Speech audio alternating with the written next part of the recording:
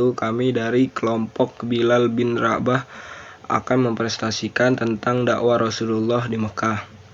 Sebelum mempresentasikan dakwah Rasulullah di Mekah, saya akan menyebutkan nama-nama anggota kelompok Bilal bin Rabah. Anggota pertama, Dea Helmaliana Putri, absen 9. 2. Windy Kumala Rindu, absen 39. 3. Adelistika Agustiani, absen 2.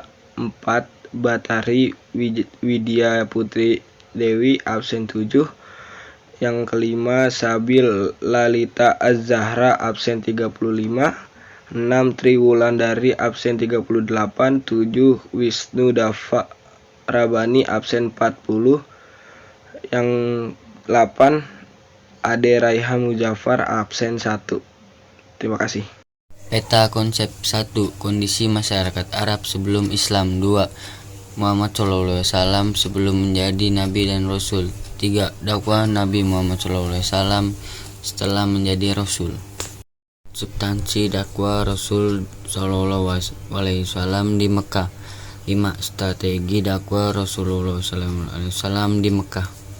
6. Keterkaitan substansi dan strategi dengan keberhasilan dakwah Nabi Muhammad SAW di Mekah.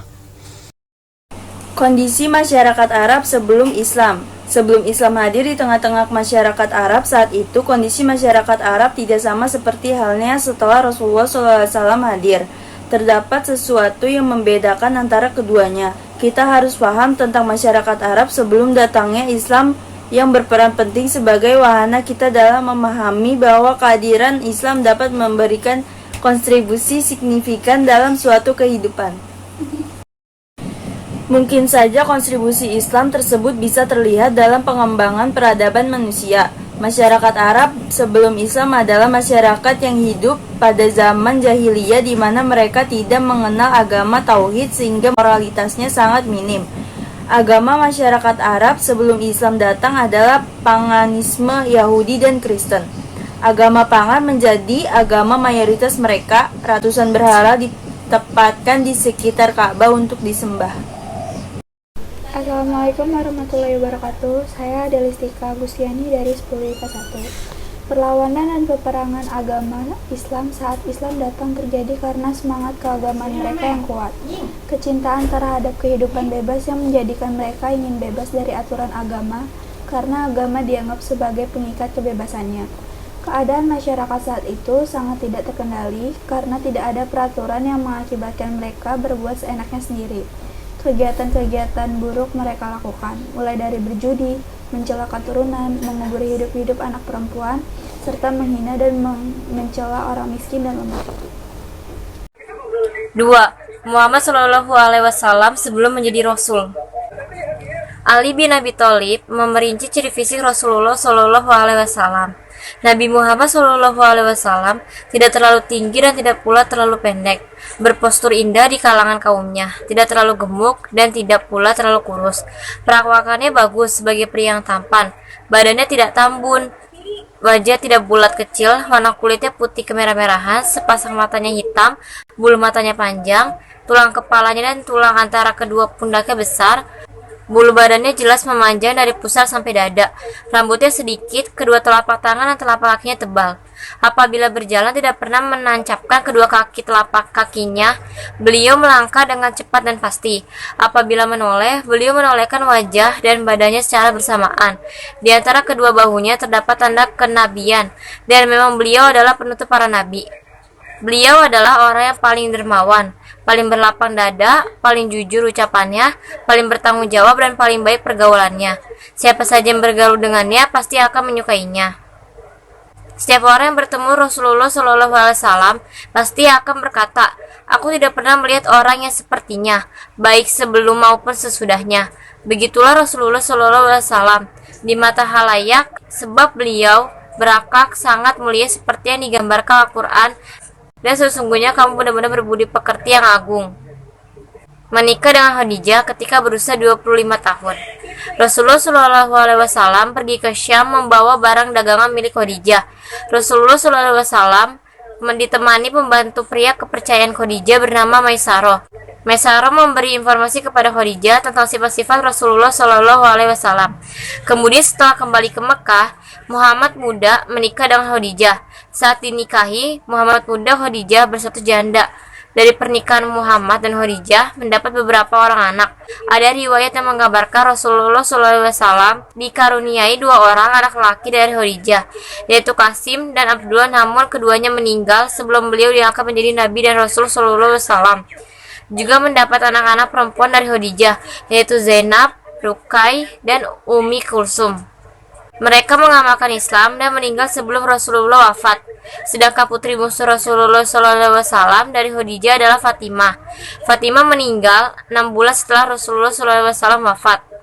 Berhalwati di Gua Hira sebelum diangkat menjadi Nabi, dan Rasul Muhammad suka menyendiri di Gua Hira. Ini dikarenakan ia begitu memberi paganisme agama kaumnya dan setiap perbuatan keji yang dilakukan kaumnya. Di Gua Hira, Muhammad beribadah kepada Rabbnya, membangun Ka'bah ketika Muhammad menginjak usia 35 tahun. Orang-orang Quraisy berkumpul untuk membangun kembali Ka'bah yang rusak. Saat proses peletakan kembali Hajar Aswad, para kabilah Quraisy bersengkata. Mereka masing-masing merasa paling berhak melakukan selisih pendapat ini sampai pada puncaknya. Mereka siap saling berperang, tapi akhirnya mereka sepakat untuk menjadikan orang yang pertama kali masuk dari pintu masjid sebagai hakim yang memutus perkara mereka. Dan orang yang muncul pertama kali dari masjid adalah Muhammad. Mereka sempat mengatakan, "Ini dia Al-Amin, kami ridho dengannya." Kemudian Muhammad meminta sehelai selendang, lalu ia ambil Hajar Aswad dan meletakkan dengan tangannya sendiri. Setiap kabilah hendaknya mengambil sisi-sisi selendang ini, lalu angkatlah bersama-sama. Begitu katanya. Kemudian setelah diangkat hingga dekat dengan tempatnya, Muhammad mengangkat dan meletakkan dengan tangannya sendiri Hajar Aswad ini di tempat yang seharusnya, dan pembangunan itu pun selesai dengan semua kabilah merasa senang. Assalamualaikum warahmatullahi wabarakatuh. Nama saya Delmayana Putri dari kelas 10 MIPA 1 absen 9. Saya akan mempresentasikan tentang dakwah Nabi Muhammad setelah menjadi Rasul.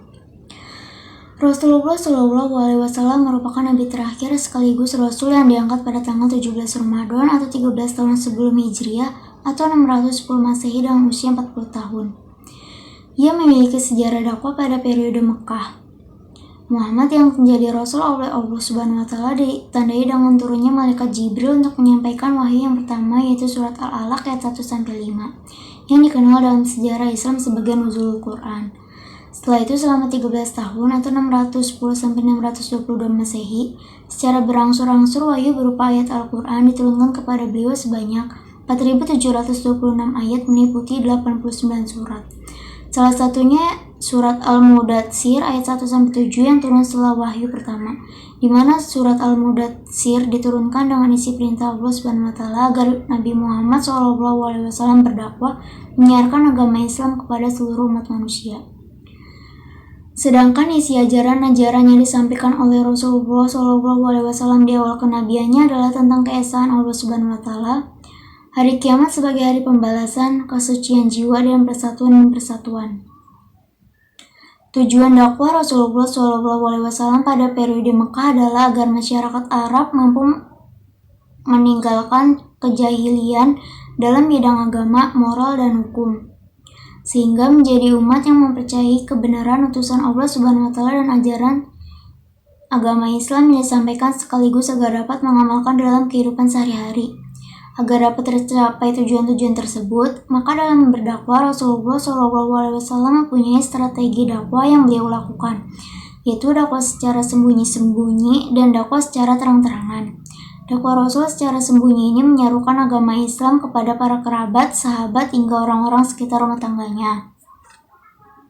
Orang-orang yang telah masuk Islam pada saat itu disebut as-sabiqun awalun atau pemeluk Islam generasi pertama, yang terdiri dari Khadijah binti Khuwailid, Ali bin Abi Thalib, Zaid bin Haritsah, Abu Bakar As-Siddiq, dan Ummu Aiman. Sedangkan dakwah secara terang-terangan dimulai sejak tahun keempat kenabian setelah turunnya wahyu yang berisi perintah Allah Subhanahu wa Ta'ala agar dakwah dilaksanakan secara terang-terangan. 2 tahap dakwah Rasulullah SAW secara terang-terangan ini adalah mengundang kaum kerabat keturunan dari Bani Hashim untuk menghadiri jamuan maka sekaligus mengajak agar masuk Islam. Sedangkan tahap selanjutnya Rasulullah SAW mengumpulkan para penduduk Mekah untuk berkumpul di Bukit Syafa. Selain itu Rasulullah SAW menyampaikan dakwahnya kepada para penduduk di luar kota Mekah. Di antara orang-orang yang masuk Islam di luar Mekah atau antara lain Abu Dzar Al-Ghifari dan Tufail bin Amr Ad-Dausi. Sedangkan dari kalangan orang kafir yang masuk Islam ialah Hamzah bin Abdul Muthalib dan Umar bin Khattab. Dalam menjalankan dakwahnya, Rasulullah tidak hanya menemukan orang-orang yang mempercayai sekaligus masuk Islam, melainkan ada beberapa orang yang menolak dan menentang dengan hadirnya ajaran Islam ini.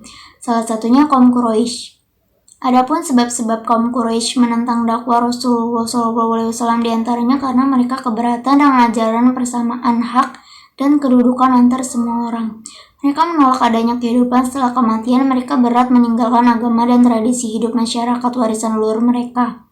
Selain itu, mereka menentang keras dan berusaha menghentikan dakwah Rasulullah SAW sebab Islam melarang menyembah berhala. Sekian presentasi dari saya. Wassalamualaikum warahmatullahi wabarakatuh.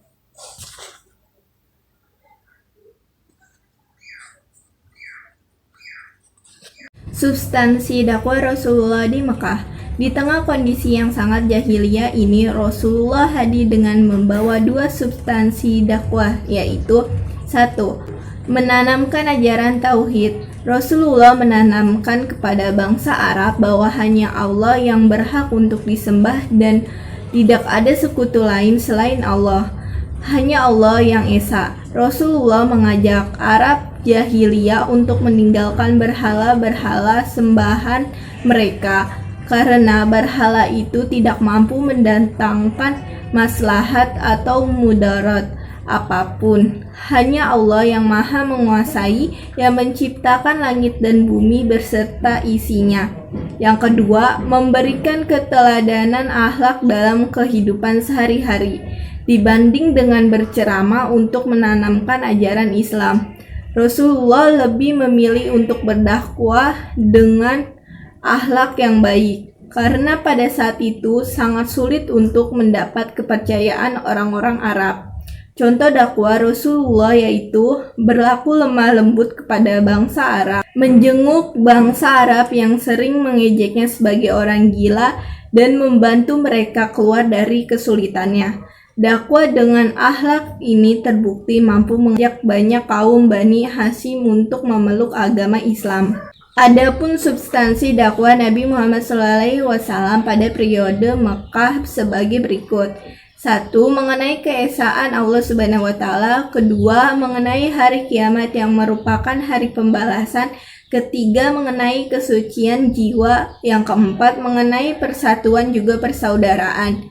Tujuan dakwah Nabi Muhammad saat di Mekah adalah untuk menyadarkan masyarakat Arab sehingga mereka meninggalkan kebodohan atau kejahilannya terutama dalam hal tauhid, moral juga hukum. Untuk mewujudkan tujuan tersebut, Rasulullah menempuh strategi dakwah yang sembunyi-sembunyi dan terang-terangan. Strategi dakwah Rasulullah SAW di Mekah. Tujuan dakwah Rasulullah SAW pada periode Mekah adalah agar masyarakat Arab meninggalkan kehidupan zahiliyah di bidang agama, moral, dan hukum, sehingga menjadi umat yang meyakini kebenaran kerasulan Nabi Muhammad SAW dan ajaran Islam yang disampaikannya, kemudian mengamalkannya di kehidupan sehari-hari. Adapun guna mencapai tujuan dakwahnya, Rasulullah SAW kemudian menerapkan strategi dakwahnya. Yang 1, dakwah secara sembunyi-sembunyi selama 3-4 tahun, di mana pada masa dakwah ini Rasulullah SAW menyeru untuk masuk Islam orang-orang yang berada di lingkungan rumah tangganya sendiri dan kerabat serta sahabat-sahabatnya. Yang kedua yaitu dakwah secara terang-terangan, yang dimulai sejak tahun keempat dari kenabian Rasulullah, yakni setelah turunnya wahyu yang berisi perintah Allah agar dakwahnya dilaksanakan secara terang-terangan. 6. Keterkaitan antara substansi dan strategi dengan keberhasilan dakwah Nabi di Mekah adalah 1. Nabi Muhammad menyesuaikan strategi yang digunakan untuk berdakwah di Mekah dengan kondisi masyarakat Mekah yang saat itu berada di zaman jahiliyah. 2. Nabi Muhammad dengan kondisi masyarakat Mekah yang banyak menentang, menolak, dan memusuhi Nabi Muhammad karena mengajarkan kebenaran yang bertentangan dengan keyakinan masyarakat Mekah. 3. Nabi Muhammad menggunakan pendekatan secara baik dan damai dengan melalui jalan dakwah kepada orang-orang yang memiliki kedekatan khusus seperti saudara, teman maupun pembuka atau pemimpin adat dengan menunjukkan tingkah laku yang baik sesuai Islam. 4. Nabi Muhammad menggunakan cara-cara damai dalam dakwah untuk menunjukkan kebaikan ajaran Islam dan mengurangi penolakan, penentangan, dan permusuhan. Nabi Muhammad berdakwah di Mekah, bertujuan agar masyarakat Mekah dapat meninggalkan kejahiliyah dalam bidang agama, moral, dan hukum, sehingga mampu menjadi umat yang dapat meyakini ajaran Islam yang disampaikan Nabi Muhammad. Substansi dari dakwah Nabi Muhammad di Mekah antara lain: 1. Mengajarkan tentang keesaan Allah SWT. 2. Mengajarkan dan memperkenalkan tentang adanya hari kiamat yang merupakan hari pembalasan atas segala perbuatan manusia di dunia. 3. Mengajarkan tentang kebaikan sebagai salah satu cara untuk mensucikan jiwa dari segala perbuatan buruk dan tercela. 4. Menciptakan persatuan dan persaudaraan di kalangan masyarakat Mekah. Kondisi masyarakat Mekah yang masih meyakini ajaran nenek moyang dan adat tradisi yang sudah dijalankan bertahun-tahun membuat Nabi menerapkan beberapa strategi dakwah sebagai berikut. 1. Melakukan dakwah secara sembunyi-sembunyi selama 3 hingga 4 tahun kepada orang-orang yang berada di lingkungan keluarga, kerabat, maupun sahabat dekat Nabi Muhammad. 2. Melakukan dakwah di kalangan keluarga setelah diturunkannya firman Allah, yaitu Quran Surat Asy-Syura ayat 214. 3. Melakukan dakwah secara terang-terangan yang dilakukan setelah turunnya firman Allah, yaitu Quran Surat Al-Hijr ayat 94. 4. Menyampaikan ajaran Islam dengan jalan dakwah kepada suku-suku yang ada di sekitar Mekah. 5. Melakukan dakwah dengan cara merekrut orang-orang terdekat seperti istri, keponakan, dan sahabat-sahabat Nabi Muhammad untuk turut serta menyampaikan ajaran Islam. 6. Melakukan dakwah dengan memanfaatkan peran kaum wanita, salah satunya melalui Siti Khadijah yang giat mendidik putra-putrinya dengan ajaran Islam. 7. Memfokuskan kegiatan dakwah untuk tujuan pembentukan akidah. Sekian dari kelompok kami. Wassalamualaikum warahmatullahi wabarakatuh.